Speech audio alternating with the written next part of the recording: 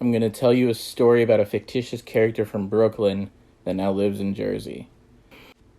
After gaining power of attorney over his mom, her assets, her home, throwing her in a hospice community, and dumping his father's entire inheritance into AMC Prague and BBIG, now 70 to 80% down, somewhere between $170,000 to $180,000 in the hole. After a decade of failed business ventures, charity ventures, solicitation ventures, GoFundMe ventures, before finally deciding that his place was on YouTube to share his experiences with us. Since then, we've had t-shirt sales, inflatable gorilla sales, failed protests, more GoFundMe schemes, imaginary websites that were supposed to be done months ago, incredible stories about his meetings with different celebrities, including Donald Trump, who even shook his hand and told this man what a brilliant mind he possesses.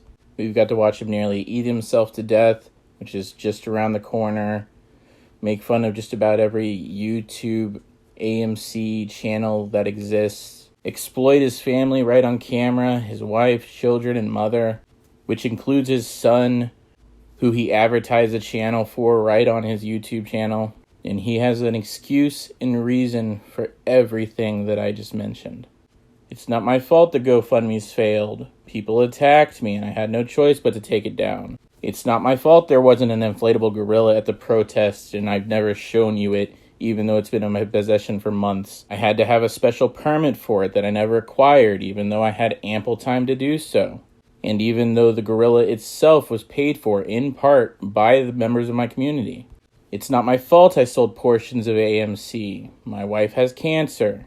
It's not my fault my son acts the way he does on YouTube, telling people to go fuck themselves, wishing death upon people, attacking his own grandmother. He has autism. It's not my fault I gained power of attorney over my own mother, took her house and threw her somewhere else. She has a medical condition. It's not my fault that I spend all my time attacking other YouTube channels. They attacked me first. It's not my fault that when you Google his name, that there are multiple records of people sharing similar experiences of a man saying vile and heated and hateful things to them over the telephone. It's not my fault that I was late to the protests that I organized.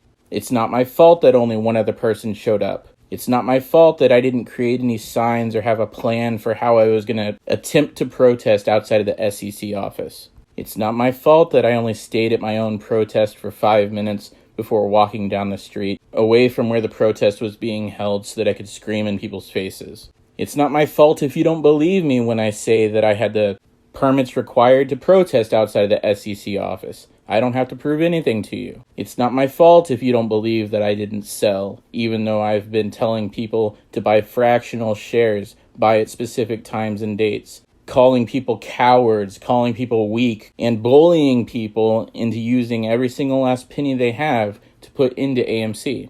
It's not my fault that I wanted to jump into other plays, even though there are a tremendous amount of videos on my own channel telling people to ignore other plays, that AMC is the only play, harassing channels that endorsed other plays along the way. It's not my fault that I was originally using Robinhood, probably still am, but I'm also using Fidelity, even though I spent months calling everybody that attacked me on this point retarded, stupid, morons, idiot, that they didn't have any idea what they were talking about for even suggesting something so preposterous. It's not my fault people don't like me, even though I equate things like love to money, child care to how much food I feed you, force my kid to apologize to a community he's not even a part of, even though he doesn't even fully understand what's happening because he's 11 years old. It's not my fault that I get defensive about people using my family against me, even though I've used my family to my benefit this entire time. And even though I attack other people's families indiscriminately because they attacked mine. It's not my fault that I don't share my portfolio now when other people haven't shared their portfolio, even though everything I just mentioned raises 1,000 questions about my position and stake in this stock. It's not my fault that I make fun of people that work for a living, have dirt on their face, and call me out for openly admitting that I would use a medical emergency to cover face and avoid questions from my viewers. It's not my fault that you forced my hand into suing you for sharing such information or pressuring you to take videos down that I don't like. None of it is my fault. This is the main character of this story. So what's the point? What's the message here? That maybe, just maybe, if somebody questions or criticizes or doubts or thinks for even a second that something smells off or doesn't sound right about this man, maybe they're not so crazy. Maybe we should be listening to those people and thinking about the things they're saying and pointing out and highlighting about this person. A man who refuses to take any responsibility for his actions. A man who refuses to admit when he's wrong. A man who refuses to acknowledge some of these pressing points, where his own viewers' money is invested. A man who is willing to say and do and tell you anything to get your attention. So maybe, just maybe, we shouldn't listen to this person. We should just pretend like they don't exist. We should ignore them. We shouldn't use their name. We should make every attempt possible to just remove them from the equation before they damage us further. Just maybe. The end.